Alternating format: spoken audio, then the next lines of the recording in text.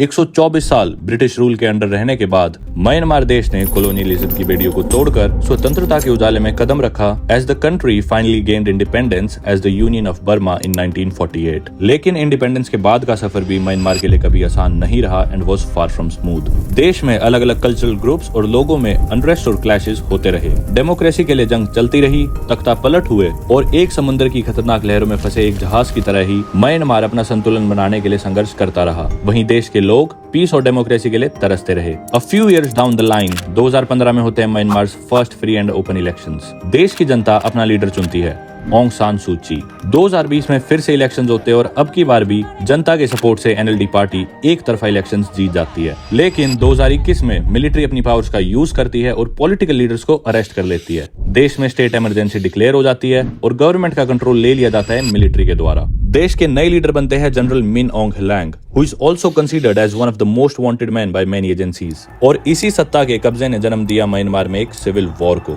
देश भर में मिलिट्री हुंता के अगेंस्ट लोकल मिलिशियाज या रेबल ग्रुप्स बन गए और आज 2024 आते आते देश में टेंशन पीक पर आ गई। फिलहाल म्यांमार की कुछ टेरिटरीज पूरी तरह से मिलिट्री कंट्रोल में है, कुछ रीजन्स रेजिस्टेंस कंट्रोल्ड है जहां लोकल्स ने मिलिट्री को ओवरथ्रो करके पावर पर खुद की पकड़ बना ली है, और बचे हुए रीजन्स अभी भी कंटेस्टेड जोन्स है where militias and military forces are clashing in a deadly game of cat and mouse. Myanmar देश के इसी सिविल अनरेस्ट और आर्म्ड कॉन्फ्लिक्ट के चलते फिलहाल यहाँ जाना बिल्कुल भी रिकमेंडेड नहीं है। लेकिन इन चुनौतीपूर्ण परिस्थितियों के बावजूद Myanmar's rich culture, resilient people and vibrant cuisine let me to travel there. किसी भी विरोध या प्रोटेस्ट में शामिल हुए बिना इस इनस्टेबिलिटी में मैं कोशिश करूंगा म्यांमार की आम जिंदगी जीने की, और हम एक्सपीरियंस करेंगे म्यांमार्स ब्यूटी एंड हॉस्पिटैलिटी। तो चलिए आज की वीडियो में अपना सफर शुरू करते हैं मलेशिया की कैपिटल सिटी कुआलालंपुर से म्यांमार की लार्जेस्ट सिटी यांगोन का।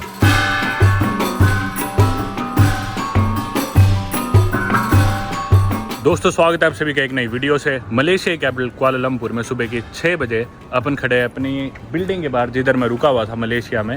और दोस्तों ट्रैवलिंग में ना बहुत बार ऐसा होता है कि जल्दी जल्दी एक कंट्री से दूसरी से तीसरी चौथी, और वीडियो रिकॉर्डिंग के चक्कर में बहुत बार ऐसा होता है कि ना हम उस कंट्री को एक्चुअली फील नहीं कर पाते। इसीलिए थोड़े टाइम में जैसे मुझे कोई एक ऐसी कंट्री या फिर कोई ऐसी सिटी लगती है जो काफ़ी अफोर्डेबल हो, खाना पीना भी जिधर अच्छा हो, जिम्स हो और सारी फैसिलिटीज़ हो, उधर मैं रुकता हूँ और सिटी की अच्छे से फील लेता हूँ कुछ दिन। कुछ ऐसा ही मैंने किया कुआलालंपुर मलेशिया में, और जुलाई का पूरा महीना मैं यहाँ पे रहा ऑलमोस्ट एज अ लोकल। सारी चीज़ें करी जो एक लोकल करता है। इस बिल्डिंग में मैंने अपना अपार्टमेंट ले रखा था। पिछली वीडियो में आपने देखा हो कि मैं कुआलालंपुर आया था मलेशिया में, वो एक दूसरी बिल्डिंग थी, मैं इधर नहीं रुका हुआ था, पर कुछ समय पहले मैंने शिफ्ट कर लिया था इस बिल्डिंग में, अपना अपार्टमेंट ले लिया था। काफ़ी सुंदर ये भी बिल्डिंग थी, सारी यहाँ पे फैसिलिटीज़ थी, ओवरलुक करती थी पूरी सिटी को। अब फाइनली अपन चलते हैं एयरपोर्ट के लिए, और एयरपोर्ट से अपन जाने वाले एक बहुत ही स्पेशल कंट्री जो आप वीडियो के टाइटल से समझ गए हो। जी हाँ, म्यांमार या बर्मा। मेरे बैग पड़े नीचे, टैक्सी जस्ट अभी आ गई जैसे मैं वीडियो बना रहा था, तो बैग उठा के बैठते हैं टैक्सी में। ये रखे बैग नीचे, मैंने पहले ही रख दिए थे नीचे। चलो वो आ गई अपनी टैक्सी बाहर। Hello, good morning.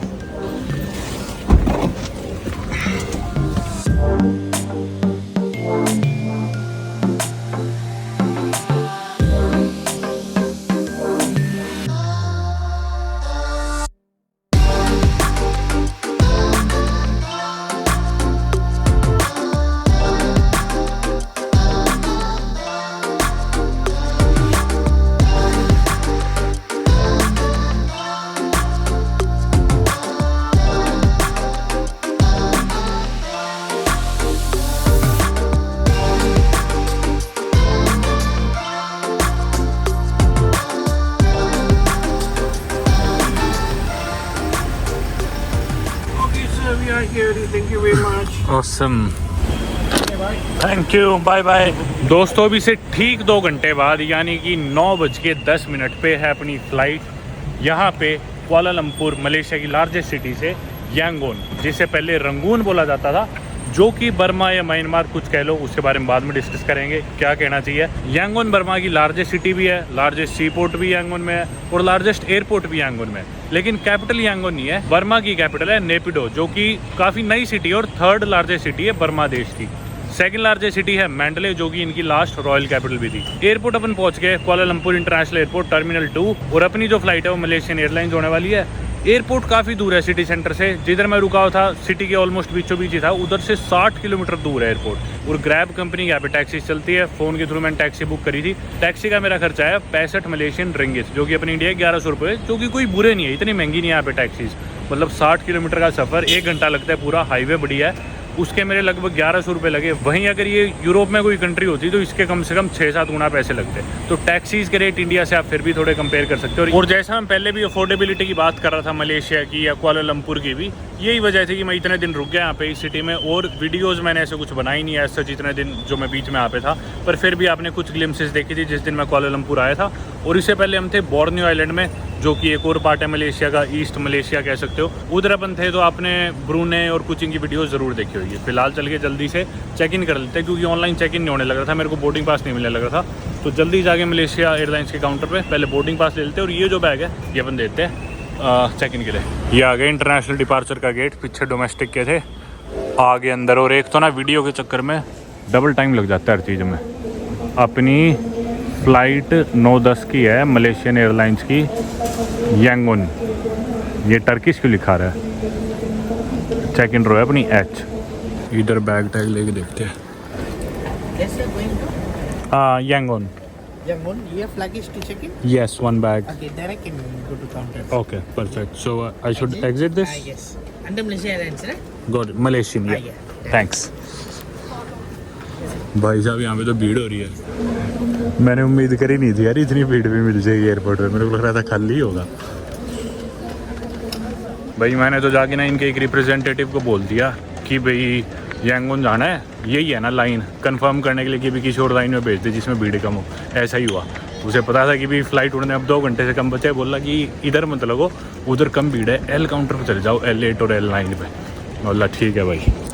एल आ गया सामने, लोग कम तो यहाँ पे भी नहीं लग रहे बाकी यार। हाँ खैर उधर से तो कम ही है शायद। यार ये तो लाइन आगे बढ़ने ही नहीं लग रही, और मुझे पक्का पता है मेरे अलावा इन दोनों लाइन में से कोई भी बर्मा नहीं जाने लग रहा, क्योंकि भाई मिलिट्री का कंट्रोल है वहाँ पे, सरकार नहीं है फिलहाल, मिलिट्री राज कर रही है। ऐसे देश में कोई क्यों ही जाएगा? तो ये सारे दूसरी डेस्टिनेशन वाले लोग हैं जो लाइनों में लगे हुए। मेरा नंबर नहीं आने लग रहा, पर मैं लास्ट पे हूँ अभी भी, कोई नहीं आया। भाई हो गया अपना चेक इन वगैरह सब कुछ। मैंने विंडो सीट के लिए तो इसे बोल दिया था, वो इसने फ्री में दे दी। मैं बोला एग्जिट रो वाली दे दे, बोला वो चार्जेबल है, 27 रिंगिट की थी, अपने इंडिया के 500 रुपये शायद। मैं बोला ले यार दे दे एग्जिट रो वाली, क्योंकि 3.5 घंटे की फ़्लाइट है। बोर्डिंग पास अपने को मिल गया, बैग रख दिया, अब जाते जल्दी से डिपार्चर की तरफ। अपने पास भाई टाइम बता दूँ 9:10 की फ़्लाइट है, वक्त हो गया 7:47, तो यानी कि 1 घंटा 23 मिनट बचे अपने पास। चलो जल्दी। वो रहा सामने इंटरनेशनल डिपार्चर्स। बल्कि अभी जब बोर्डिंग पास लेके निकल रहा था ना, तो यहीं पे सब्सक्राइबर भी मिल गए लाइन में एक। चलो भाई इमिग्रेशन कराते हैं। यार यहाँ पे भी भीड़ है, आज तो फंस गए। इमिग्रेशन भी होगी, चलते डिपार्चर गेट पे। H6 है अपना गेट, पर अभी सिक्योरिटी तो भी नहीं, वो और करा लेते रुको। भाई बिल्कुल ही बेसिक सिक्योरिटी चेक था, खुद तो स्कैनर में जाना ही नहीं पड़ा, बस बैग डाला और बैग में से भी कुछ नहीं निकालना पड़ा, लैपटॉप वगैरह 1 सेकंड में हो गया। चलते फिरते ही सारे, कोई रुक ही नहीं रहा था, बिल्कुल खाली था। क्या पता गेट पे दोबारा भी होता हो, पर मुझे नहीं लगता। ये रहे भाई H2 से H10, H6 है अपना। चलते इस तरफ। हाँ मेरे को लग रहा है गेट्स पे दोबारा होएगा ऐसे सिक्योरिटी चेक, मशीन्स लगा तो रखी है। चलो सामने वो ट्रैवलेटर सी है, उस पर चढ़ के पहुँचते हैं अपने गेट पे। बाकी इतने गेट पे जाने लग रहे तो थोड़ा सा ना मलेशिया के बारे में बात कर लेते हैं। मलेशिया पे अलग से तो मैंने वीडियो बनाई नहीं, पर फिर भी मैंने सोचा थोड़ा सा जो मेरे मन में वो आप लोगों के साथ शेयर कर लूँ। तो मलेशिया साउथ ईस्ट एशिया में एक देश है, आप लोग जानते ही हो। लैंड बॉर्डर जो इसका पेनिनसुलर पार्ट है या वेस्ट मलेशिया, ये अपनी लैंड बॉर्डर शेयर करता है थाईलैंड के साथ, और समुद्री बॉर्डर्स या मैरीटाइम बॉर्डर शेयर करता है सिंगापुर के साथ, वियतनाम के साथ और मलेशिया के साथ। और वहीं अगर हम ईस्ट मलेशिया की बात करें या फिर जो बोर्नियो वाला पार्ट है जिधर अपन पहले थे, वो अपनी लैंड बॉर्डर शेयर करता है ब्रूने देश के साथ और इंडोनेशिया के साथ, आपने पिछली कुचिंग वाली वीडियोज़ में देखा ही। और अपनी मैरीटाइम बॉर्डर शेयर करता है फिलीपींस के साथ और वियतनाम के साथ। H6 अपना यही है वैसे गेट। देखो इधर दोबारा हो रही है चेकिंग बैक होगी। और मलेशिया एक ब्रिटिश कॉलोनी थी, 31 अगस्त 1957 को इनको आज़ादी मिली थी यूके से। पॉपुलेशन है इनकी 3.5 करोड़, और वैसे तो इस्लाम है ऑफिशियल रिलीजन और मेजॉरिटी पॉपुलेशन इस्लाम को ही मानती है, लेकिन काफ़ी मल्टी एथनिक और मल्टी कल्चरल कंट्री है, तो गवर्नमेंट आपको रोकती नहीं, आप कोई भी रिलीजन प्रैक्टिस करो। अब ना यहाँ पे इंडोनेशिया में लगभग 70% लोग ना एथनिकली मले है या फिर यहाँ के जो इंडिजिनस जो भी ट्राइब्स थे उनको बिलोंग करते हैं। और मेरे को भी बात सरप्राइजिंग लगी काफ़ी। अपन पहले सोचते थे मलेशिया में सारे ऐसे ही होंगे, मतलब समझ रहे हो आप, छोटी आँखों वाले। पर कुछ चाइनीज़ भी लगते थे, कुछ ऐसे मले जो कि अलग है, मले इधर के लोग हैं। ऑफिशियल लैंग्वेज भी इनकी मले है, हालांकि इंग्लिश एक रिकग्नाइज लैंग्वेज और सभी लोग इंग्लिश बोलते हैं। पर एक्चुअल जो मले लोग हैं ना यहाँ के, वो 70% करीब है। फिर 20-22% चाइनीज़ है यहाँ पे, जो जिनकी मोस्टली थर्ड जनरेशन है, पहले आए थे चाइनीज़ यहाँ पे। फिर 6-7% अपने इंडियंस भी यहाँ पे, उनकी भी शायद थर्ड जनरेशन है, जो मेरे को मिले है, सबने यही बताया। और ज़्यादातर तमिल स्पीकिंग इंडियंस है, और वो मोस्टली हिंदुज़म को फॉलो करते हैं। इसलिए यहाँ पे इस्लाम, बुद्धिज़्म, क्रिश्चियनिटी के साथ साथ हिंदुज़म भी है मलेशिया में। अब अपनी लाइन होती जा रही है बड़ी, तो जाके लगते हैं लाइन में, क्योंकि दोबारा बैग चेक होंगे। यार ये तो बहुत बड़ी होगी, पहले ही लग जाना चाहिए था। इस सेम लाइन में 3 फ्लाइट की बोर्डिंग हो रही है, बैंकॉक, यांगून और मनीला, तभी इतनी भीड़ है। होगी भाई सारी चीज़ 8:20 हो है, 9:10 पे उड़ेगी फ़्लाइट। बोर्डिंग भी बस स्टार्ट हो चुकी होगी। चलो, हुई नहीं है, बस होने वाली है। बैठ जाते ही इतने।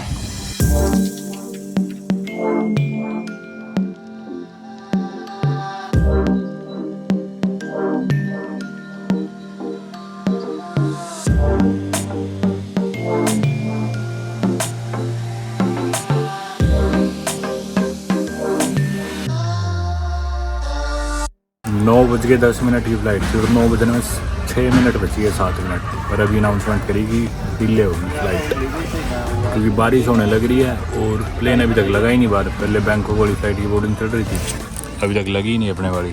इधर लगेगी शायद, उधर खड़ी होगी कहीं, पता नहीं कहाँ।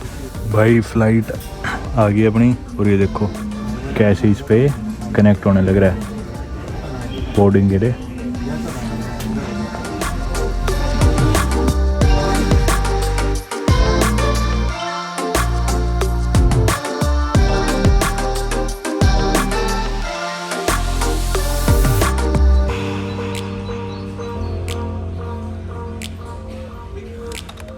फाइनली भाई अब बोर्डिंग स्टार्ट हुई है। वक्त हो गया है 9:20। 9:10 पे तो उड़ जानी थी फ़्लाइट, अभी बोर्डिंग स्टार्ट हुई है। ये अराइवल कार्ड भी यहीं पे दे दिया एयरलाइन वालों ने, बर्मा का अराइवल कार्ड है।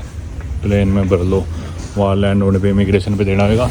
मेरा बाकी ग्रुप 6 था, तो लास्ट में बोर्ड कर रहा हूँ। बस 1-2 जने हैं मेरे पीछे, 3 है मेरे ख्याल, दिख ही रहे होंगे आपको। प्लेन के हाथ लगा देते हैं घुसने से पहले।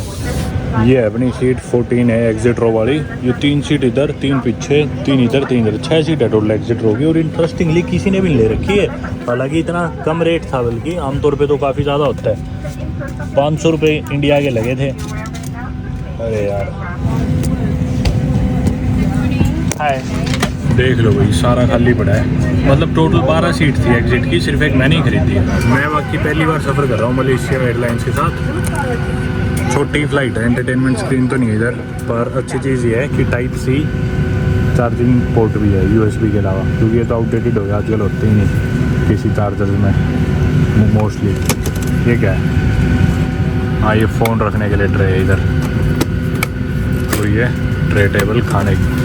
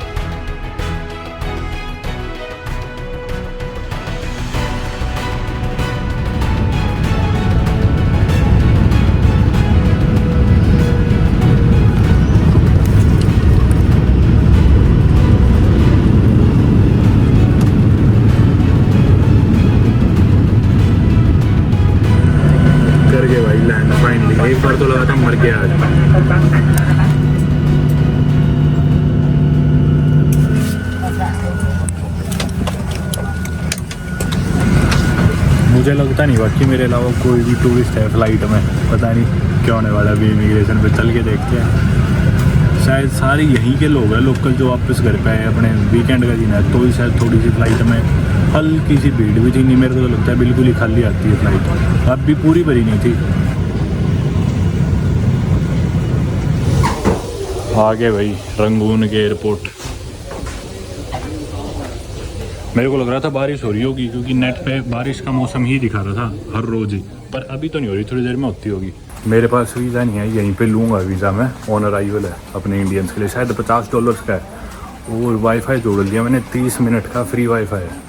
मेरे सिम में इंटरनेट तो चल नहीं रहा। यहाँ तो गया वीज़ा ऑन अराइवल काउंटर पर कोई है ही नहीं अभी इतनी देर से। मैंने कहा था ना कोई भी टूरिस्ट नहीं आया, मेरे अलावा कोई भी नहीं था। और मेरे लिए स्पेशल ऑफिसर आया है फॉर्म भरवाने के लिए। वैसे तो पासपोर्ट साइज़ फ़ोटो थी मेरे पास, 2 फ़ोटो लगी है फॉर्म भरने के लिए, पर इधर मशीन भी है फ़ोटो खींचने के लिए एयरपोर्ट पे। Passport and ID photos. Visa लग गया, इमिग्रेशन होगी, पासपोर्ट हो गया स्टैम्प, बाहर आ गई, इधर है ड्यूटी फ्री लेफ्ट में। और ये आ गया अपना बैग भी। चलो जल्दी हो गए काम सारे। अभी आपको बताऊंगा एक्सपीरियंस क्या हुआ, कैसे वीज़ा ऑन अराइवल लिया। बड़ी इंटरेस्टिंग कहानी है। ऐसे देशों में मेरे को सबसे ज़्यादा डर लगता है जिनमें ऐसे ज़्यादा सख्ताई हो ना, मिलिट्री का राज हो या फिर ऐसे वो सारे लोग मेरे को यूँ ना समझे कि भी कोई खुफिया वो तो नहीं हो स्पाई या कुछ, इसलिए बहुत डर लगता है रिकॉर्ड करते हुए ऐसे देशों में। चलो आगे भाई बाहर एयरपोर्ट पे तो भीड़ लगी हुई है, लोग आए हुए इंतज़ार में अपने रिश्तेदारों के। यहाँ पे मनी चेंज है। कभी मैं आपको कहानी बताऊँगा $US की, बहुत ही ज़रूरी इधर आने से पहले। यहाँ पे भी मेरी ख्याल ग्रैब टैक्सी चलती है। वाईफाई ना मेरे 30 मिनट ख़त्म हो गए, तो मैंने सोचा अब तो आगे चलेगा नहीं, पर दोबारा कनेक्ट करा और उसमें ऑप्शन आया एक्सटेंड। सिर्फ एक बटन दबाना, एक्सटेंड दबाती 30 मिनट और बढ़ गया वाईफाई। मेरे अलावा कोई टूरिस्ट था ही नहीं, मतलब पूरे एयरपोर्ट पे सारे जो भी थे ना लोकल जी थे। इमिग्रेशन पे लोकल्स वाली लाइन में लगे हुए थे। इनफैक्ट इमिग्रेशन जो फॉरनर्स वाली भी थी ना, उसमें भी ये लोकल्स को ही बुला रहे थे क्योंकि फॉरनर कोई था ही नहीं मेरे अलावा। और वीज़ा ऑन अराइवल का काउंटर बिल्कुल खाली था क्योंकि किसी को लेना ही था वीज़ा, कोई बाहर से आया हुआ ही नहीं था। मैं जाके कई देर वहाँ पे घूमा, आसपास बोला भाई किधर है ऑफिसर, तो फिर जाके एक ऑफिसर आया कई देर बाद, 10 मिनट बाद।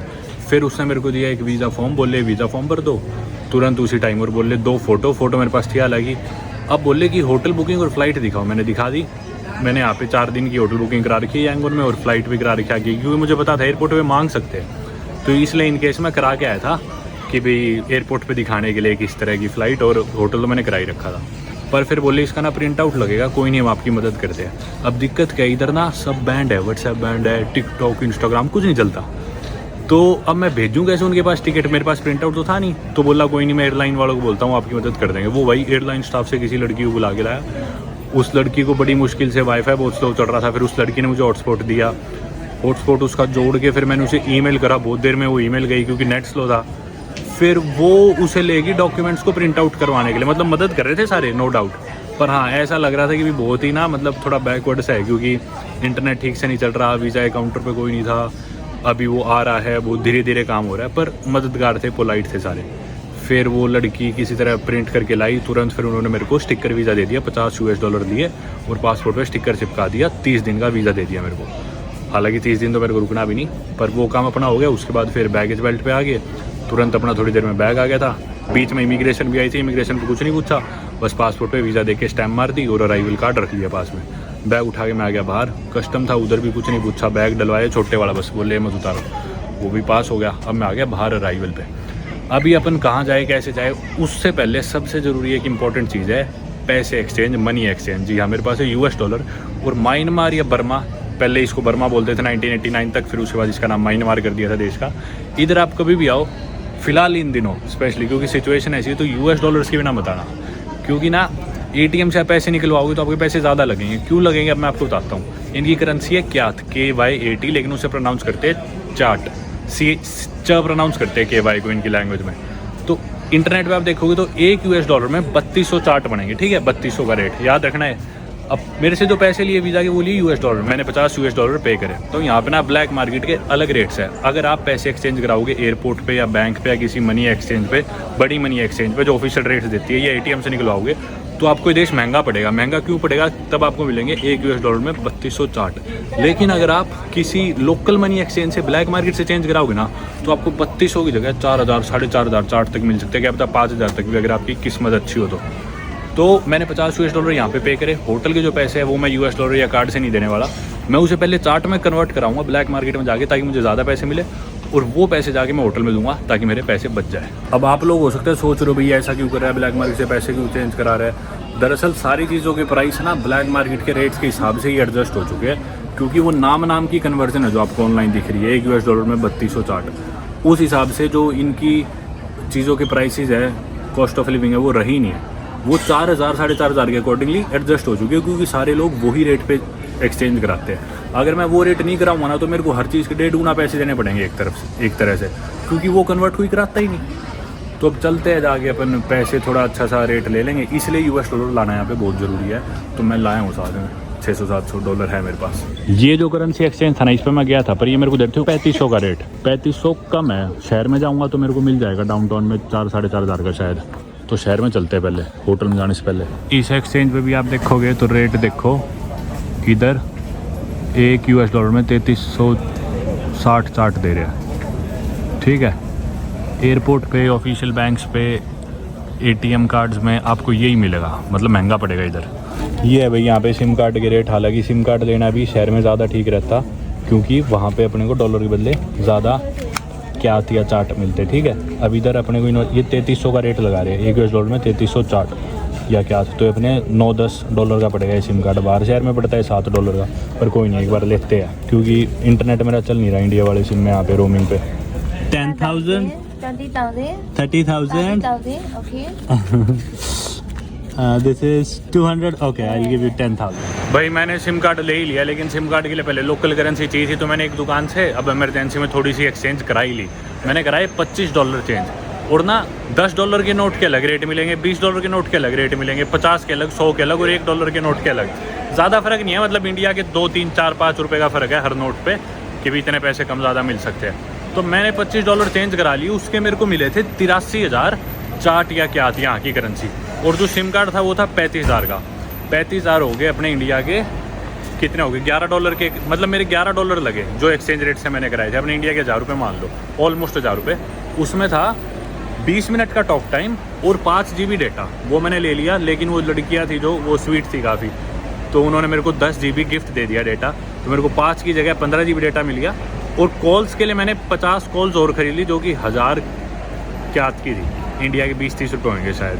तो मतलब मेरे ₹1000 के अंदर ही 77 कॉल्स है मेरे फ़ोन में। 20 कॉल्स फ्री थी और 57 ऐड हो गई थी, हाँ। तो 77 कॉल्स है मेरे पास और 15 GB डेटा है, चलो सही है। और अब मेरे पास लोकल करेंसी बच भी गई, 36,000 दी है मैंने। 83,000 में 37,000 घटाएंगे तो कितने, 47,000 मेरे पास बच गए अभी। ये एयरपोर्ट के बाहर के नज़ारे, बारिश शायद स्टार्ट होगी मीठी मीठी, सारे बुलाने लग रहे थे बाहर निकलती टैक्सी वाले। मैंने सोचा पहले वीडियो ख़त्म करूं, बाद में बने ना बने पता नहीं। जगह जगह पुलिस भी है तो ख्याल रखना पड़ रहा है मेरे को, कोई अलग से नोटिस ना करे। This car, can I sit at the front? My baggage here, oh thank you.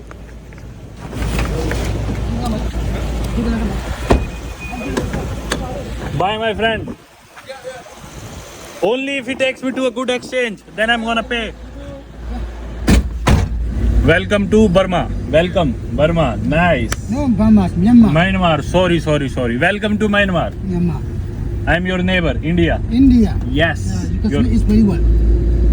Speak what? You can speak it very well, very good. You speak Hindi? Yeah. Urdu? No. No. Burmese? Yes, and then Okay. English. And English. Amazing. No. I'm still learning English. I can't speak, but I'm learning. Good morning. Morning. तो भाई अपन बैठ गए taxi में airport से। दरअसल अपने पास option था grab से टैक्सी लेने का, और ग्रैब से आ भी जाती है। ग्रैब पे दिखा रहा था इनकी करेंसी में 20,700, एक बार 21,000 दिखा रहा था चार्ट, जो कि अभी फिलहाल जो अपन ने रेट एक्सचेंज कराया ना उससे ही डिवाइड करना। इसको 3300 से डिवाइड करो तो $, आ जाएंगे, और उसको 84 से मल्टीप्लाई करो तो इंडियन रुपीज़ आ जाएंगे। मैं स्क्रीन पे लिख दूंगा 21,000 कितने इंडियन रुपए, ठीक है। पर अब ग्रैब आती ना आती तो मेरी वहाँ पे एयरपोर्ट पे होगी एक बंदे से दोस्ती। वो बोला भाई मैं लूँगा 35,000 इतने उतने। मैं बोला यार ग्रैब पे इतने कम दिखा रहे, तू इतने क्यों ले रहा है? मैं उसे बोला भाई जितने इस पे आ रहे हैं ऐप पे मैं उतना ही दे दूंगा तेरे को, लेकिन बशर्ते तू ना मेरे को किसी बढ़िया मनी एक्सचेंज में छोड़ दे शहर में, जिधर मेरे को बढ़िया रेट मिल जाए। तो बोला हाँ चिंता ना करो। मैं बोला देख ले, सेफ होनी चाहिए, बिल्कुल बढ़िया होना चाहिए मनी एक्सचेंज। और कितना रेट मिल जाएगा? वो बोला कि भी 4,000 से ऊपर का रेट मिल जाएगा आपको वहाँ पे। मैं बोला चल ठीक है, मेरे को किसी बढ़िया जगह छुड़वा दे, मैं तेरे को दे दूंगा इतना। वो बोला नहीं नहीं, पर मैं 35,000 लूँगा। मैं बोला मैं गोरा थोड़ी हूँ, अमरीकी थोड़ी हूँ, मैं तो तेरा पड़ोसी हूँ, मैं तो खुद गरीब हूँ। फिर वो हंसने लग गया, मेरी उससे दोस्ती होगी। बोला चलो जो देना हो दे देना। मैं बोला इस ऐप में इतने आ रहे हैं, मैं तेरे को 21 आ रहे हैं, मैं तेरे को 24 दे दूंगा, मतलब 3,000 फालतू, बेसिकली $1 फालतू दे दूंगा, पर शर्त ये है कि तू मेरे को बढ़िया जगह छुड़वा दे। बोला ठीक है। फिर उसने इसकी जिम्मेवारी लगाई, वो मतलब इनका हेड होगा शायद, अब पता नहीं, छोड़ देगा तो ठीक है, नहीं छोड़ेगा तो डाउनटाउन में अपन खुद ढूंढ लेंगे, डाउनटाउन में वहीं पे होंगे सारे एक्सचेंज। बाकी यहाँ पे सड़क पे बहुत दलाल वगैरह घूमते हैं, आपको लूट भी सकते हैं, उनसे कभी मत कराना, अभी आप जाके देख ही लोगे, तो बहुत ख्याल रखना पड़ता है। Welcome to Yangon. It's Yangon और Rangoon? Yangon. Yangon, okay, Yangon, समझ गए। बाकी एयरपोर्ट पे कहीं भी कार्ड एक्सेप्ट नहीं होता था, या तो लोकल करेंसी में ही देना है, और देने के लिए खूब सारे एक्सचेंज बन रखे थे, मनी एक्सचेंज, उससे पहले डॉलर दे के लोकल करेंसी लो और उसमें पे करो। मतलब किसी भी दुकान में मेरे को कार्ड एक्सेप्ट होता नहीं दिखा। इनफैक्ट ग्रैब की जो एप्लीकेशन थी, टैक्सी की ऐप, वो मैंने मलेशिया में यूज़ करी है, सिंगापुर में यूज़ करी है, ब्रूने में भी करी है, हाँ नहीं ब्रूने में डार्ट थी, सॉरी, उसमें कार्ड से ही पेमेंट करता हूँ, मेरा कार्ड लिंक्ड है उस ऐप से, पर वो काम ही नहीं करता। वो कहता है कि भाई आपको कैश से ही पेमेंट करनी पड़ेगी, कार्ड से पेमेंट नहीं होगी इधर इस ऐप से। एयरपोर्ट से ना डाउनटाउन जो है यांगून का, जिधर सारी चीज़ें हैं, mostly hotels, restaurants, cafes, money exchanges, वो 18-20 किलोमीटर पड़ जाता है, यानी कि 35-40 मिनट का रास्ता मान लो, डिपेंडिंग ऑन द ट्रैफिक। और अभी रास्ते में थोड़ी सी भीड़ होगी। जोलेम भाई से मेरी दोस्ती होगी। Jolem is my first friend in Myanmar. Now you will also go gym, you will also play gym? No.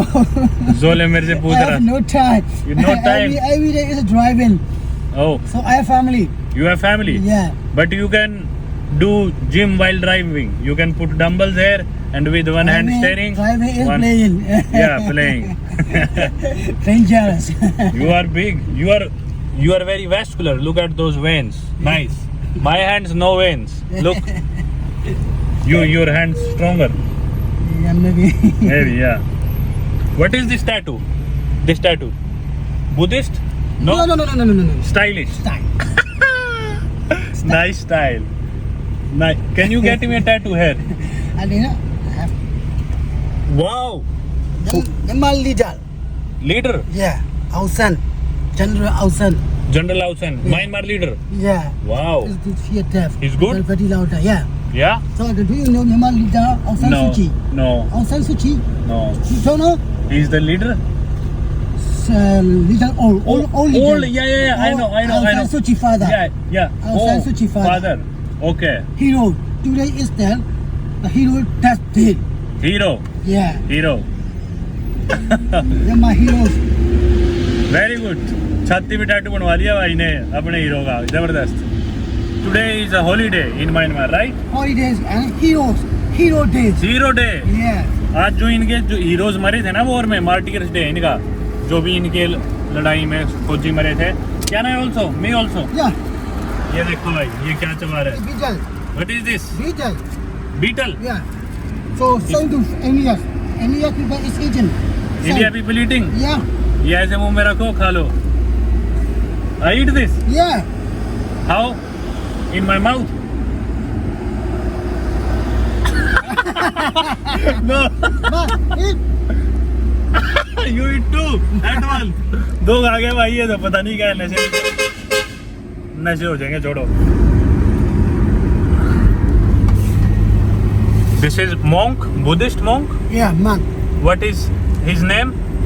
This name is related bucket. You know. ये देखो भाई, ये कोई बुद्धिस्ट मॉन्क है जिनकी फोटो इन्होंने रख रखी है गाड़ी में। म्यांमार की पॉपुलेशन ना 5.5 करोड़ है, मतलब 55 मिलियन, और इधर मेन रिलीजन, ऑफिशियल रिलीजन भी बुद्धिज्म ही है। तो आपको जगह जगह ऐसे बुद्धिस्ट मॉन्क्स दिखेंगे या भिक्षु दिखेंगे। एयरपोर्ट पे भी आपने देखा हो, काफ़ी लोग बैठे थे, इनके वो भिक्षु वाले कपड़े पहन के। तो ऐसे जगह जगह सड़क पे भी दिख रहे हैं। और 88-90% लोग यहाँ पे बुद्धिस्ट ही है, फिर 5-6% क्रिश्चियन है, और 3-4% इस्लाम को फॉलो करते हैं, यानी कि मुस्लिम्स। और मुस्लिम्स जो है उसमें से भी एक पोर्शन है रोहिंग्या मुस्लिम, जो आपने सुना होगा, पीछे एक बार काफ़ी बड़ा इशू भी हुआ था रोहिंग्या मुस्लिम्स का। और मोस्टली लोग पर बुद्धिस्ट है। You are Buddhist? Okay, great. तो सारे मोस्टली यही दिखेंगे, Buddhist. What do you call this dress? This dress, what's the name of this dress? This city is Yangon. Yangon. So This man is living in Mandalay, second city. Mandalay, या I know Mandalay, Mandalay man. He is from Mandalay. Mandalay. Okay, तो Mandalay जो इनकी second largest city है उधर से आई है। और लोग पता नहीं लड़कियां छाता लगा के क्यों घूम रही है, धूप तो निकली भी नहीं, सारी लड़कियां ऐसे दिख रही है छाता लगा के जाने लग रही है। मतलब अभी तो बारिश भी नहीं हो रही और धूप भी नहीं निकली, पर देखो सारी लड़कियां छाता लगा के खड़ी है यहाँ पे कि भी थोड़ी सी भी धूप ना पड़ जाए, थोड़े से भी काले ना हो जाए, सारी भाई A to Z। ये देखो, what do you call this, lungi? Longi, yeah. Lungi, in India we call it lungi. Yeah, Longi same. Same. Namaste, how do I say in Myanmar? Mingalaba. मिंगलाबा, यहाँ की भाषा में नमस्ते मतलब मिंगलाबा, greeting. Thank you. Thank you, how do I say thank you? Thank you is Jesuba. चेजुबा, Jesuba. चेजुबा। Bus stop है भैया यहाँ का एक। If I want to buy something, Something how much? How much? equal to balole. balole, Yeah, balole. So expenses. Oh, it's cheap. It's cheap. Expenses. You know, expenses is very expensive. Very cheap. you should be my Burmese teacher. Become my teacher. No. The lady is Omale. Komale. Yeah. Omale. Beauty is Allah re. Allah re. What is beautiful lady? Beautiful is Allah re. Allah re. Allah re. Very beautiful. Allah re. Yalla re. Allah re. Yalla re. Yeah. Okay. So now I know how to greet someone and how to address a beautiful woman Yeah. and ask the price. Yeah. How much? Namaste, beautiful woman. How much? Oh, No, this does not make sense. everyone, maybe. Wrong order. क्या सिखा दिया? Let's find change money, change money. एक तो इसका शीशा भी गाड़ी का यहाँ से होता है ऊपर, उधर बटन ही नहीं है उस साइड। अब मैं बोला भाई चेंज मनी करा दे, मेरा तू मेरा पहला दोस्त है इस देश में, देख ले तेरे ऊपर है पूरे देश का ट्रस्ट। ये आ गया अब इनका डाउनटाउन का इलाका, डाउनटाउन के अपन आ गए नज़दीक। आप देख ही रहे हो दुकानें खूब सारी आ गई, काफ़ी लोग भी आपको दिख रहे होंगे। अब यहाँ कोई मनी एक्सचेंज कोई भरोसेमंद हो ना, सड़क पे चलते हुए कई लोग आपको दिखेंगे पैसे देंगे, क्योंकि सड़क पे चलते हुए ना कई लोग आपको रेट ऑफर कर देंगे बहुत बढ़िया, कह देंगे हम $1 के बदले आपको 5000 देंगे। मैंने सुना है सही, इधर ऐसा होता है। और आप खुश होकर उन्हें $1 दे दोगे और वो गड्डी पकड़ाएंगे और चुपके से गड्डी में से आधे पैसे अपने पास ही रख लेंगे, आपको देंगे ही नहीं पूरे पैसे। और उनकी कोई दुकान नहीं है, आप उन्हें जानते नहीं हो, वो इधर उधर भाग जाएंगे। तो यहाँ पे ये रिस्क बहुत है, इसलिए किसी ट्रस्टेड दुकान से ही कराओ। मतलब बैंक से ना, बैंक से कराओ तो आपको रेट बहुत महंगा पड़ेगा, वो करा लो कोई दिक्कत नहीं है, आपको पैसे ज़्यादा पे करने हैं तो। और पैसे बचाने हैं तो आगे किसी ट्रस्टेड छोटी दुकान से कराना। किधर ले आए ये भाई?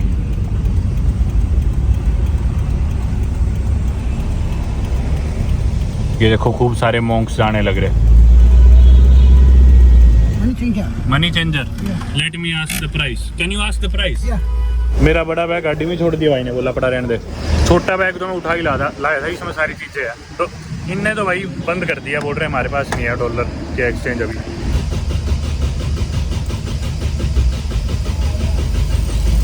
Alright, what's up, man?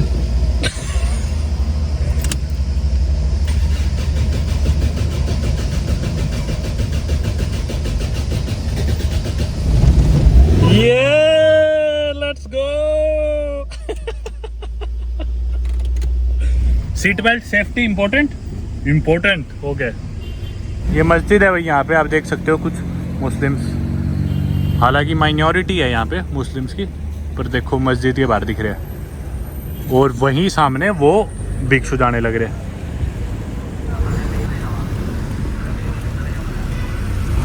एक और जगह आगे भाई, इधर देखते हैं। ये यहाँ का स्ट्रीट फूड है भाई, कुछ रेडियाँ लगी हुई है। और अपनी किस्मत ख़राब है भाई, इधर जो रेट था वो तो एयरपोर्ट वाला ही रेट था, पर भाई मेरे को डाउनटाउन लेके जाना ही था। डाउनटाउन से हम है नज़दीक, 5-10 मिनट ही दूर है वैसे तो।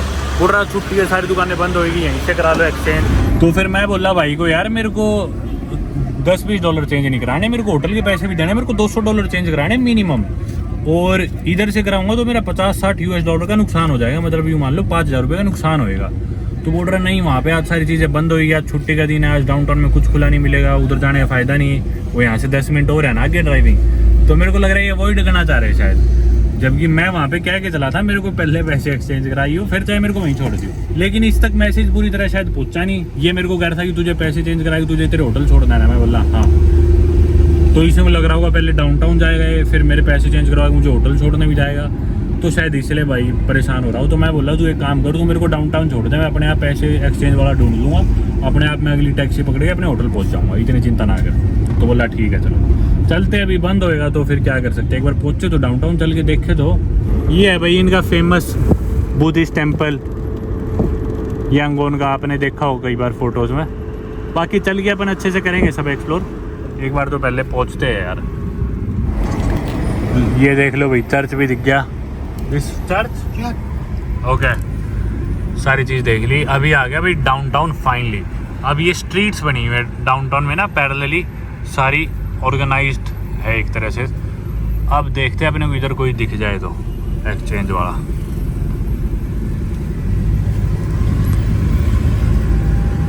Buddhist temple No, then India. India Hindu Yeah. Hindu temple Maybe most. दरगाह मॉस्क हो या इट्स मुस्लिम।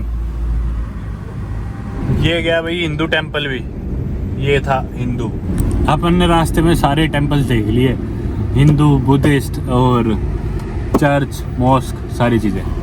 मैंने ऐसे रैंडमली एक एड्रेस दिखाया था भाई को, भाई उसी स्ट्रीट पे ले आया मेरे को।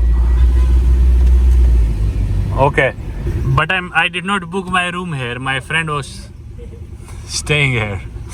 भाई मैं इसे ले तो आया, मैंने वुड हॉस्टल का एड्रेस डाल दिया जबकि मेरा होटल इधर नहीं है। Yes yes no but I am not staying here. भाई उम्मस में बुरा हाल हो गया कुछ पैसे बचाने के लिए।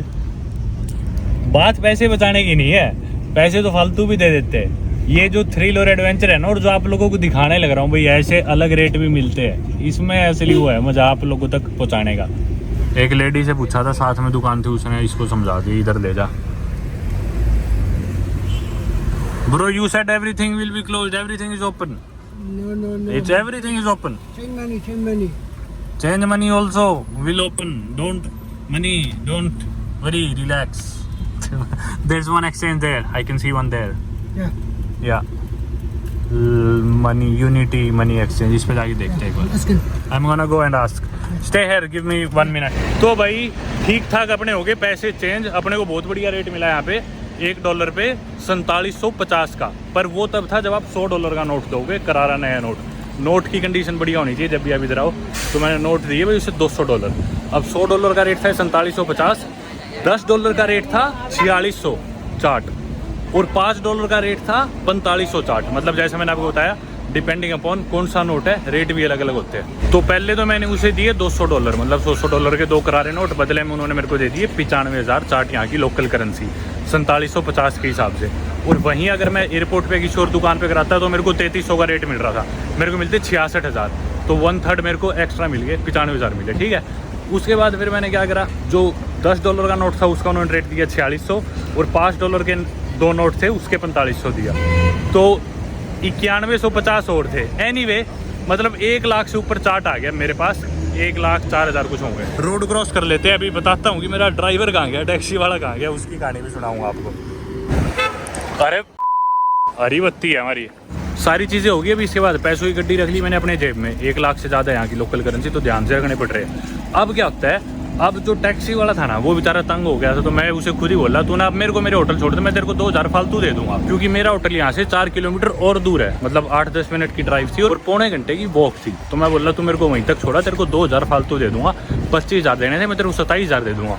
अब उसने क्या करा, इतनी भोली शक्ल बना ली, बोला 25,000 नहीं 30,000 में बात हुई है, ये वो बोला, मेरे दोस्त ने तो 30,000 कहा था, मतलब ऐसे बना ली जैसे से कुछ पता ही नहीं। मैं बोला भाई तू कैसी हरकत करने लग रहा है, यार मेरी और तेरी इतनी बढ़िया दोस्ती हो रखी, मैं तेरे को बोलने लग रहा हूँ तू मेरा पहला दोस्त है, मेरा ध्यान रखियो, तू आती मेरे को लूटने पे लगा है, माँ तेरे को शर्म आ रही है क्या, तू स्कैम करने लग रहा है मेरे साथ as a foreigner, as a tourist. मैं बोला तेरी हरकत बहुत गंदी है। उसके बाद उसे खुद ही शर्म आ गई और मैं बोला ले पकड़ तेरे चुपचाप 24 में बात हुई थी, पर 25 बोला था तेरा मालिक या तेरा दोस्त लास्ट में, तो मैं बोला चल कोई नहीं दे दूँगा। मैंने उसे वो 25 पकड़ाए, वो भी शर्मसार सा हो गया। मैं बोला छोड़, मैं पैदल चला जाऊँगा मेरे होटल, क्योंकि पागल नहीं बनना यार अपने को। जायज़ पैसे हो वहाँ दे दो, चाहे ज़्यादा भी दे दो, पर यूँ थोड़ी है कोई वो पागल बना ले कितने पैसे ले ले। यहाँ पे भाई बाकी ग्रीन बत्ती से किसी को मतलब नहीं, अपनी ग्रीन थी, किसी ने नहीं रोकी, इन्होंने तो चलो रोक ली, ये फिर भी ठीक है। यहाँ पे एक तो ख्याल रखना पड़ रहा है, जगह जगह पुलिस और मिलिट्री के चेक पॉइंट्स है, तो रिकॉर्डिंग को लेके तो पीछे बंद करनी पड़ गई थी। शहर बिल्कुल खाली, आज छुट्टी का दिन है ना, ये देखो खाली पड़ा है एकदम। तो भाई वो ड्राइवर फिर बोला कि ना 30 दे दो फिर मैं आपको छोड़ दूंगा शायद। मैं बोला ना, अब 27,000 की 30,000 कितने रुपए फालतू देने थे मेरे को अपने इंडिया के? 100 रुपये भी नहीं थे फालतू, 100 से भी कम रुपए देने होंगे फालतू। पर मैंने मना कर दिया, क्योंकि भाई बात 100 रुपये की नहीं है। यहाँ पे मैंने जो होटल करा रखा है कई हज़ारों का होटल है, वो 5 स्टार होटल है, मतलब जहाँ मैं 20,000 रुपये 5 स्टार होटल के दे सकता हूँ, मुझे 100 रुपये देने में क्या दिक्कत है? दिक्कत ये है कि भी पागल नहीं बनना। और मैं उसे 30,000 ही देता, वो मेरे को खुशी खुशी लेके जाता ना, मैं उसे 30,000 ही देता। पर ये चीज़ मेरे को नहीं पसंद कि भाई बाहर से कोई आया है, बाहर का समझ के उसे लूट लो, और ऐसे मैं लूटता हूँ नहीं बेफालतू में। अब भी मैं पैदल चल रहा हूँ, 20 किलो बोझ है मेरे पास, 4 किलोमीटर का सफ़र है, पौने घंटे का, पैदल चला दूँगा 90 रुपये बचाने के लिए। लेकिन बात यह 90 रुपये की नहीं है, बात यहाँ पे ईमान की है। ये भाई बर्मीज़ लैंग्वेज में लिखा हुआ है, देखो बिल्कुल ही अलग सी दिखती ना। मैं जॉर्जिया गया था तो जॉर्जिया देश की जो स्क्रिप्ट थी वो भी ऐसी सिमिलर सी थी, बहुत अजीब सी है। आपने एक चीज़ नोटिस करी, रोड के राइट साइड में चला रहे हैं, हालांकि ब्रिटिश कॉलोनी थे ये भी। 4 जनवरी 1948 को इनको इंडिपेंडेंस मिली थी ब्रिटिश से, म्यांमार को। और जितने भी ऐसे देश है जिन पर अंग्रेजों ने राज किया था, उधर रोड के लेफ्ट साइड गाड़ी चलाते हैं, आपने देखा होगा। इंडिया ले लो या फिर वेस्ट इंडीज़ की कंट्रीज़ ले लो, इवन न्यूजीलैंड, क्योंकि वो भी इंग्लैंड के लोग गए थे वहाँ पे, और इंग्लैंड खुद तो ऑब्वियसली है ही। तो सारे देश ऐसे उनमें लेफ्ट साइड में गाड़ी चलाते हैं, लेकिन इधर राइट साइड में चलाते हैं। ये देखो यार, सब छत्ता लगा के क्यों आ रहे? मेरे तो ये समझ में नहीं आ रही, ना धूप है ना बारिश है। तो अगर आपने मेरी वेस्ट अफ्रीका में लाइबेरिया देश की वीडियो देखी होगी तो आपको पता होगा कि ये लोग रोड के राइट साइड में क्यों चला रहे हैं। और सिर्फ यही नहीं, बहुत सारी जो भी इनकी मेजरिंग यूनिट्स है ना, जैसे अपने इंडिया में भी ट्रेडिशनल यूनिट्स यूज़ करते हैं अपन काफ़ी चीज़ों के लिए, जैसे कि सेर, रत्ती, मरला, कनाल हो गया, या फिर तोड़ा। बहुत सी ऐसी मेजरिंग यूनिट्स है जो कि ट्रेडिशनल है, मतलब वैसे आपको नहीं दिखेगी मैट्रिक सिस्टम में या इवन इंपीरियल में भी नहीं। तो यहाँ पे भी ऐसे ही है, म्यांमार में भी ये काफ़ी चीज़ें ना अपनी ट्रेडिशनल मेजरिंग यूनिट से नापते हैं। जैसे कि लान, लान मतलब 6 फुट, 6 फुट लेंथ को ये बोलते हैं लान। और दुनिया में सिर्फ 3 ऐसे देश है जिन्होंने मैट्रिक सिस्टम को नहीं अपनाया, और वो 3 देश है ऑब्वियसली यूएसए, लाइबेरिया और म्यांमार। सिर्फ ये 3 देश है जिधर अभी भी आपको इंपीरियल यूनिट्स दिखेंगी। और छोटे, एक तो मैं ऐसे टाइम में इस देश में हूँ जब यहाँ पे कोई भी आता नहीं, मिलिट्री का राज चल रहा है। दूसरी चीज़, मेरी हाइट इधर की शायद एवरेज हाइट से थोड़ी ज़्यादा है, तो सभी लोग मेरे को इस वजह से बहुत बुरी तरह घूरते हुए जा रहे हैं। हर तरफ लोग मुझे घूर रहे हैं जो भी गुजर रहे पास से। यार यहाँ पे बहुत डर लगता है रोड क्रॉस करने में। अभी एक बस वाला पिछली मोड़ में मुझे मारता मारता रह गया था, बस चलना पड़े, लाल हरी सब एक बराबर इनके लिए। अभी भी लगभग 15 मिनट का सफ़र रह गया, तो इसलिए अपन इतने थोड़ी म्यांमार की ज्योग्राफी की बात कर लेते हैं। म्यांमार का जो एरिया है ना, वो है 7.25 लाख स्क्वायर किलोमीटर के करीब, और मेनलैंड साउथ ईस्ट एशिया की लैंड वाइज सबसे बड़ी कंट्री है म्यांमार। और इसकी बॉर्डर्स भी आप देखोगे तो बॉर्डर शेयर करता है इंडिया से, चाइना से, बांग्लादेश से, लाओस से, थाईलैंड से, और साउथ में इसके अंडमान सी और साउथ वेस्ट में है बे ऑफ बंगाल। और बेसिकली ये इंडियन सब कॉन्टिनेंट को चाइना के साथ और साउथ ईस्ट एशिया के साथ लिंक करता है। और अगर आप क्राई इस्थमस की स्ट्रिप देखोगे, उसमें भी एक लंबी सी स्लाइस शेयर करता है मलेशिया और थाईलैंड के साथ। यहाँ पे दर्जी वगैरह बैठे हैं, और इधर से अब अपने को मुड़ना है राइट। नज़दीक आ गया अपन। और बाकी यूँ भी कहा जाता है कि यहाँ पे अगर शाम के वक्त 7-8 बजे के बाद अगर कोई यहाँ बाहर घूमता दिख जाए तो मिलिट्री उन्हें उठा के ले जाती है और फौज में दाखिल कर देती है कि भी लड़ो, क्योंकि बहुत ज़्यादा इंस्टेबिलिटी। हालांकि इन्हें इंडिपेंडेंस तो मिल गई थी 1948 में ब्रिटिश से, लेकिन उसके बाद यहाँ पे बहुत सारे तख्ता पलट या कू होते आए और बहुत ही ना अनस्टेबल रहा ये देश। तो अभी ना यहाँ पे खूब सारे छोटे छोटे मिलिशियाज है जो इनकी अभी जो करंट सरकार है उसके खिलाफ रेबल करते रहते हैं, लड़ाइयाँ होती रहती है। ये है भाई अपना होटल, जो कि मेरे ख्याल से इस पूरे देश का शायद सबसे बढ़िया होटल ही हो। ये देख लो बिल्डिंग पूरी ऊपर भाई, ये 5 स्टार होटल है। और मेरे को देखते ही ये सोचे तो गए ये कैसा आदमी है, पसीने में बैग उठा के गर्मी में, क्या सही में या रुका है? पता नहीं कमरा देंगे या नहीं देंगे। भाई 4 किलोमीटर 20 किलो के बोझ के साथ और पूरा दिन की ट्रैवलिंग के बाद कल रात बिना सोए, रात एक्सरसाइज करके सोया था मैं। एनी टाइम फिटनेस जिम गया था सुबह एयरपोर्ट जाने से पहले, क्योंकि मुझे था पता नहीं बढ़िया जिम मिलेगा या नहीं मिलेगा म्यांमार में। तो कुआलालंपुर में मैं 3 घंटे एक्सरसाइज करके आया हूँ, बहुत खतरनाक। और अभी यहाँ पे फिर रगड़ा लग गया। यहाँ पे कुछ ATMs पहली बार जो मुझे दिखे इस देश में अभी तक। इधर से कहीं से एंट्री होगी, ये है entrance.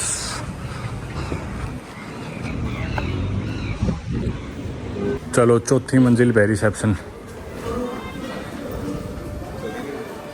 6.3. So total is 179.92. Okay, room की ले ली अपन ने और 15वें फ्लोर पे है अपना रूम, नॉन स्मोकिंग। और पता नहीं सुपीरियर कौन सा क्या रूम था, देख लेना भी। ये सारी फैसिलिटीज़ है भाई होटल में, मतलब स्विमिंग पूल और जिम, ब्रेकफास्ट भी अपने इंक्लूडेड है।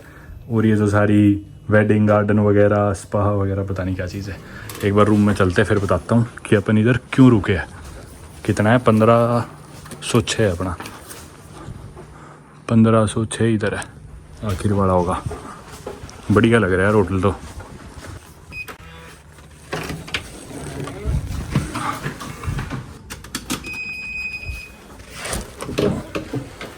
आ गया भाई अपना कमरा।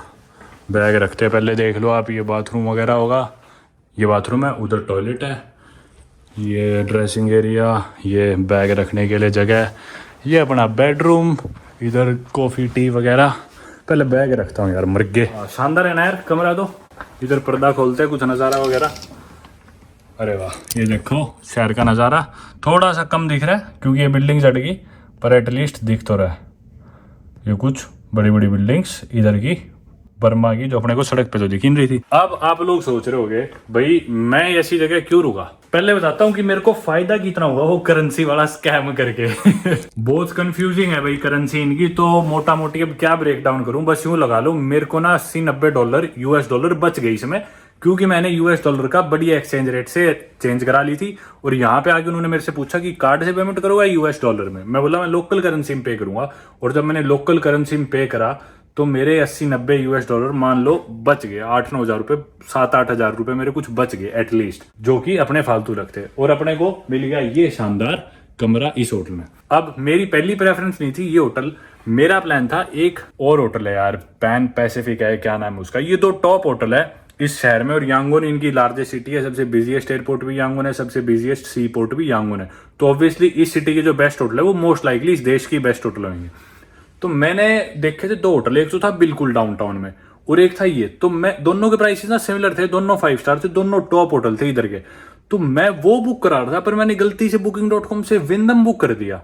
और बुक करे बाद देखा हो गलत बुक कर दिया, लेकिन नॉन रिफंडेबल था। मैंने इनको मैसेज भी डाला कि प्लीज आप मेरी वेव ऑफ कर सकते हो क्या, जो भी कैंसिलेशन फी है। मैंने गलती से बुक कर दिया, पर ये बोले नहीं हम नहीं कर सकते। मैंने कॉल भी कराई, मैसेजेस भी डाले। तो रात को मैं कुआलालंपुर था, फिर आज मैंने एयरपोर्ट पे आके नोटिस करा जब फ्लाइट पकड़ रहा था।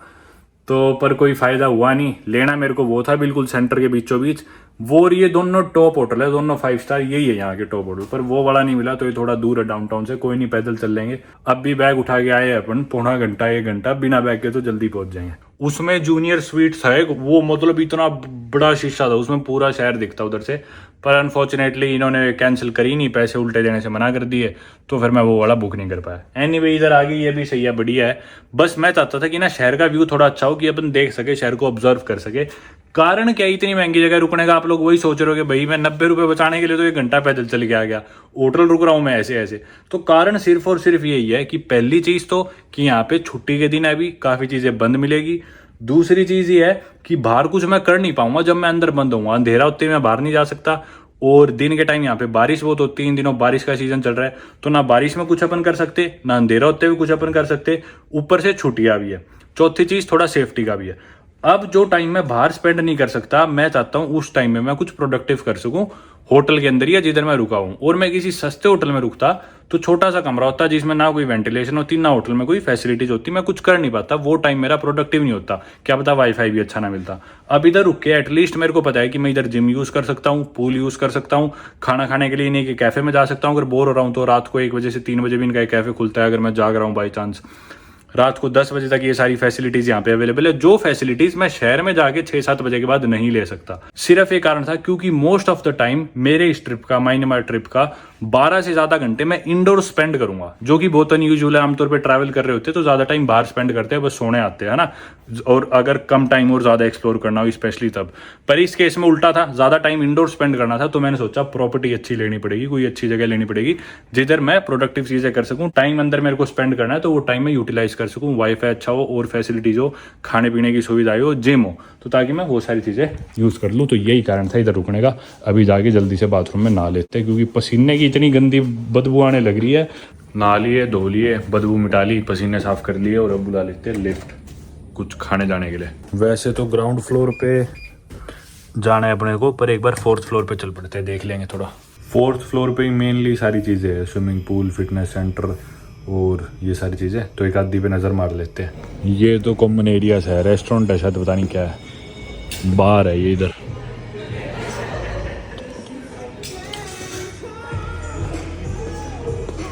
उधर क्या है, चलो उधर चल के देखते हैं।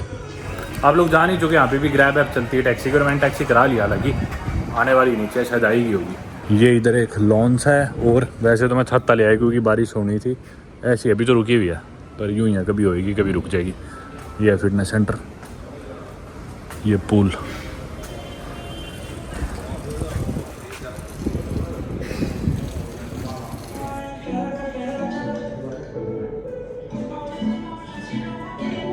चलो ये था जिम। अपनी गाड़ी आ चुकी है, अब जल्दी से नीचे चलते हैं। ग्राउंड तो था ही नहीं, 1 लिखा होता है, लॉबी 1F। हाँ 1 ही है, ठीक है। ये आ गया अपन बाहर निकल के 8291 ये रही अपनी गाड़ी। चलो भाई, can I sit at the front? Thank you.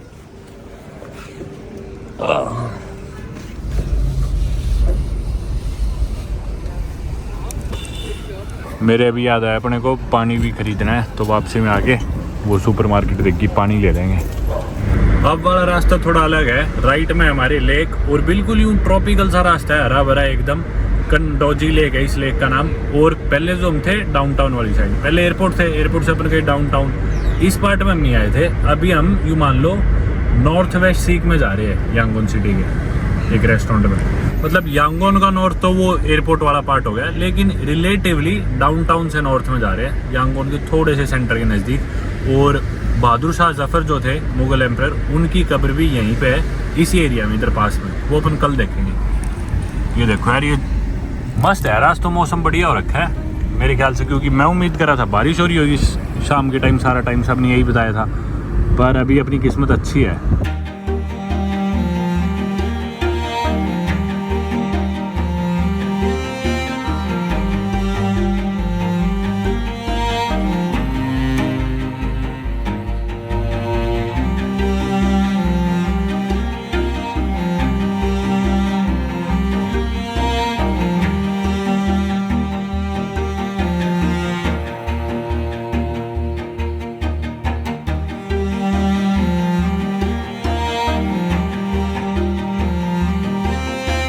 यार रास्ते में ना सुंदर सुंदर ये बुद्धिस्ट मोनेस्ट्रीज या टेम्पल्स कुछ भी कह लो, ये आने लग रहे हैं। और श्वेतगोन पगोडा जो है, पगोडा बेसिकली एक बुद्धिस्ट टेम्पल को बोलते हैं, जो काफ़ी पॉपुलर लैंडमार्क है इधर यांगोन में। वो भी बार बार दिख रहा है, वो गोल्डन सा जो नहीं दिखता।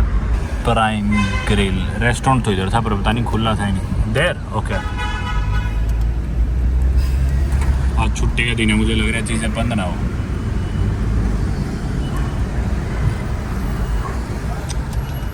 है। चलो भाई पहुंच गए, खुला है रेस्टोरेंट तो। और इसका बिल बना ग्रैब का 4500, यहाँ के क्या था चाट कुछ भी बोल लो, 4500 हो गए भाई। देखा जाए तो $1 से भी कम हो गए, जिस रेट पे अपने एक्सचेंज कराया। 80 रुपये हो इंडिया के। 12-13 मिनट की ड्राइव थी एटलीस्ट। और ये ड्राइवर भी बहुत अच्छे थे, एक्स्ट्रा मेरे को ना थोड़ी सी 1-2 मोड़ से एक्स्ट्रा घुमा के दिखा के लाए। तो मैंने इन्हें 4500 की जगह 6000 ही दे दिए। अब जो अपन ने ब्लैक मार्केट से पैसे बचाए हैं, उस पैसे से ऐसे ही कोशिश करेंगे लोगों की मदद करें। देखो बारिश नहीं आ रही थी, 1 सेकंड में एकदम इतनी तेज़ बूंद स्टार्ट होगी। चलो परफेक्ट टाइम पे आई, अपन पहुँच गए। ये देखो बूंदे होगी स्टार्ट। छाता भी वैसे तो अपने पास। ये है restaurant prime grill, Mediterranean restaurant है, लेबनीज या कुछ खाना इस पे खाने के लिए आया हूँ इधर। ऑब्वियसली अपन म्यांमार आए हैं, बर्मा आए हैं, तो इधर का खाना ट्राई करना चाहिए। और मेरा मोटिव भी था कि यहाँ का आके कुछ खाना खाऊंगा, लेकिन फिलहाल इतनी तेज बारिश बहुत तेज होगी भाई, इतनी तेज भूख लगने लग रही है ना, तो मैं रिस्क नहीं ले सकता था, क्या पता मुझे इनका खाना पसंद आए या ना आए, तो मैं कुछ हेल्दी टेस्टी और खूब सारा खाना चाहता था, इसलिए मैं सोचा अभी रिस्क नहीं लेते, कल देखेंगे आराम से जब शहर को एक्सप्लोर करेंगे, इनके पकौड़ास को और बाकी जो इधर बहादुर शाह जफर की टूम देखने जाएंगे, इनका खाना खाएंगे, वो सारी चीज़ें कल देखेंगे। अभी भाई बढ़िया खाना, जिसकी जीभ को आदत है ऑलरेडी वो खाना है। खाली पड़ा है, वैसे तो अंदर भी मस्त थी सीटिंग, पर मैं बोला बाहर बैठना है तो मैं बाहर आ गया, अंदर एसी चल रहा, ठंडा हो रखा था। ये है भाई इनका मेन्यू, थोड़ा सा आप रेट देख लो। अब ये पता नहीं, हाँ इनकी लोकल करेंसी में रेट, अब ये जो रेट है ना, इनको आप 56 से डिवाइड करोगे तो इंडिया के ब्लैक मार्केट के रेट के हिसाब से आ जाएंगे, और 40 से करोगे तो जो ऑफिशियल रेट आपको मिलेगा वो वाले रेट आ जाएंगे चीज़ों के, है ना। तो किसी भी चीज़ से कर लो अपन ने 56 के हिसाब से करवाए तो अपन 56 के उससे ही करेंगे। ये इधर के हिसाब से मेरे को लग रहा है महंगा भी होगा। अब जैसे कि अपन कोई भी चीज़ का एग्जांपल ले लेते हैं, जैसे मेन कोर्स चिकन टर्किश कबाब है 9,500 का, तो मतलब ये हुआ, और ये तो बहुत सस्ता है, $2.5 200 रुपये का मेन कोर्स, और ये तो महंगा रेस्टोरेंट है, यहाँ ही हाल है। वो तो गलती से मैंने बीफ वाला देख लिया था, लेकिन चिकन वाला भी देखोगे मेन कोर्स तो वो भी 9,800 का, ये भी वही रेट है, $2.5-3 मतलब। और बाकी यार ये बिल्कुल सिर पे आके खड़े हो गए थे, मैं बोला रुक जाओ मेरे को देखने दो मेन्यू, अपने आप बता दूंगा, 2 मिनट रुक जाओ, पर भाई के समझ में नहीं आई इतनी अंग्रेजी, तो गया नहीं। अभी भी बारिश तेज़ होने लग रही है बहुत, और देखो पानी भर गया। ये कड़ा भाई मीठे में बाकी इनके पास खीर भी है, हालांकि टर्की में सूतलाक बोलते हैं खीर को, ईरान में भी खाते हो रही है, तो एक कॉमन सा डेजर्ट है वैसे तो। और एक आधी बाहर की चीज़ें और भी दिखी थी मेरे को, चिकन एम्पेनादास वगैरह, ये अपने को लैटिन अमेरिका में काफ़ी दिखते थे ना। और ये है हुम्मस वगैरह के रेट्स, फलाफल हुम्मस के, मतलब $2 $1.5 यही रेट्स है, सस्ता है। और ये तो महंगे रेस्टोरेंट के हाल है, मैं सोच रहा हूँ कि कोई सस्ता लोकल रेस्टोरेंट होएगा, वो तो काफ़ी सस्ता होगा अपने लिए एज फॉरनर। ये मंगा लिया मैंने गाजर का जूस, और साथ में आ गया अपना खाना।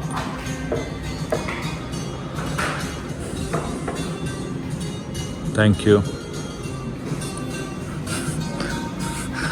Can I get one more of this?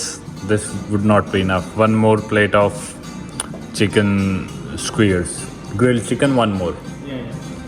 One more plate. भाई इसमें क्या पेट भरेगा भाई मैंने एक प्लेट और बोल दी पहले, लेकिन ये खाते एक बार चिड़िया जितना भाई उठ के मुंह में जीरा वाली बात हो जाएगी आज तो। ये अब आ गया भाई अपना दूसरा प्लेट खाना, फिर इसके बाद तीसरी भी मंगाई है, चिंता ना करो इतने में कहाँ पेट भरना है अपना। ये है बाकी हुम्मस इसमें, और साथ में कुछ ब्रेड सी। ये लो एक और प्लेट आ गया अभी और भी आएगा, चिंता ना करो, अभी भी ख़त्म नहीं है खाना। पक्की बात है दुकान वाले सारे बात करने लग रहे हैं कैसा जानवर आ गया खाने की लग रहा है रुकिन रहा।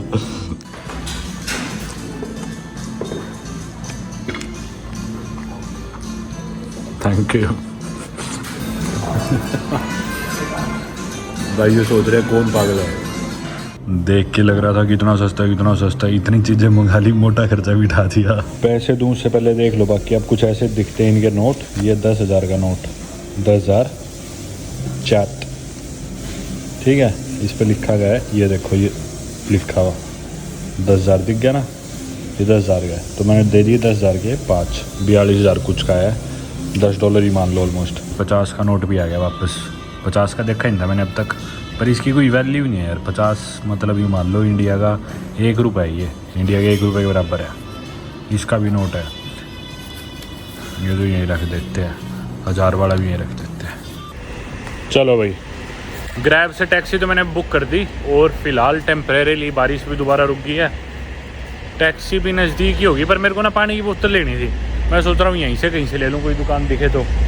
सड़क किनारे ये एक ठेला सा है, तो इस पर पूछते हैं।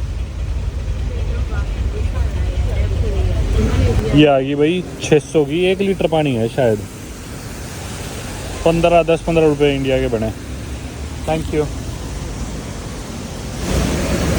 आ गई भाई अपनी टैक्सी, कई देर से इधर उधर घुमाईदार था वैसे।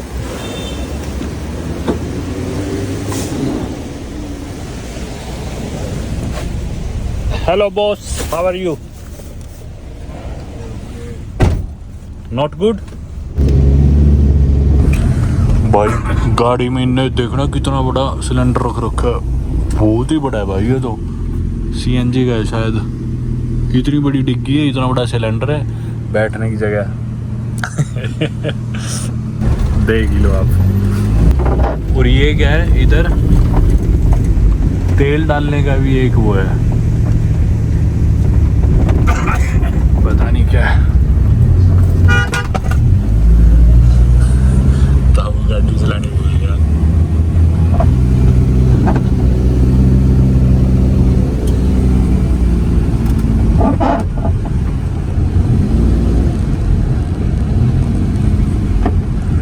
Yeah, here. Stop. Okay. Yes. How much? 4,500. Okay, boss. Keep 5,000. That's 500. No, boss. You keep that. You.